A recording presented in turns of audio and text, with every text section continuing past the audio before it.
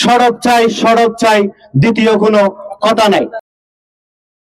কক্সবাজারের পেকুয়া উপজেলার টৈটং ইউনিয়নের ফুরুদিয়াতুন বনকানন সড়ক সংস্কারের দাবিত মানববন্ধন করছে এলাকাবাসী। শুক্রবার জুন 27 তারিখ বিকালে এই রাস্তাকে তারা মানববন্ধন করে। মানববন্ধনত বক্তব্য সংশ্লিষ্ট প্রশাসনের কাছে দ্রুত রাস্তাকে সংস্কারের দাবি জানায়। ইন্টারিম গভর্নমেন্টের এই সময়ের যারা দায়িত্বে আছেন, হয়তোবা ইউনো আছেন উপজেলার এবং এলজিডি থেকে নির্বাহী প্রকৌশল যিনি আমাদের এখানে নিয়োগপ্রাপ্ত আছেন, তিনি হয়তো এই রাস্তার দায়িত্বগুলো পালন করে থাকেন। এবং আপনাদের মাঝে আমার একটা অনুরোধ থাকবে, আপনারা এই রাস্তাগুলো পরিদর্শন করে দেখেন এখানে হাঁটার কোনো ওয়ে আছে কিনা।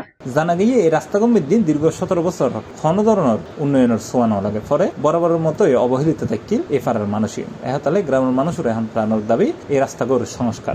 এ সকল কিন্তু আমাদের জায়গায় স্থাপনা, এগুলো আমরা সরকারকে দিয়েছি। ইউনিয়ন পরিষদ আমাদের জায়গায়, সমবায় পানি সমবায় সমিতির যে অফিস আমাদের জায়গায়, মেডিকেল আমরা জায়গা দিয়েছি। সরকারকে আমরা প্রতি ক্ষেত্রে সহযোগিতা করেছি। সরকার বিপরীতে আমাদের কাদা দিয়ে এখনো পর্যন্ত আমাদের 1 হাঁটু পরিমাণ পানি দিয়ে হাঁটতে হয়। আমাদের সন্তানদের স্কুলে পাঠাতে মা বাবারা অত্যন্ত বেশি টেনশনে থাকেন। এই সময় মানববন্ধনের বক্তব্য রাখি পুরুদিয়া জামে মসজিদের খতিব মাওলানা আতাউল করিম, সিরাতুল মুস্তাকিম ফাউন্ডেশনের সভাপতি মাওলানা রহিমুল্লাহ, মাওলানা এরশাদ কামাল, শিক্ষক রহমতুল্লাহ, শেরে বাংলা মেডিকেল কলেজের শিক্ষার্থী এম সাইম খান, জাতীয় বিশ্ববিদ্যালয়ের শিক্ষার্থী মিসবাউদ্দিন আসিফ, আব্দুল্লাহ তুহিন সহ আরো বোধকাই। মানববন্ধনত টৈটংয়ের বিভিন্ন সামাজিক সংগঠনের নেতৃবৃন্দ একাত্মতা ঘোষণা করে। আমরা দীর্ঘদিন ধরে অবহেলিত আছি।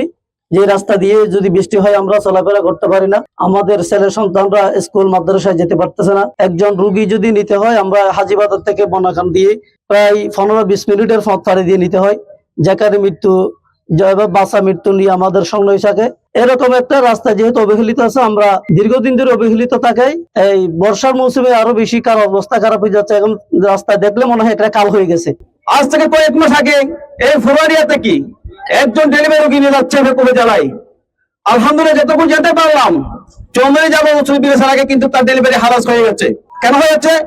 এই রিক্সা দিয়া এই রোড দিয়ে এই রোগীকে নিয়ে যাচ্ছিল।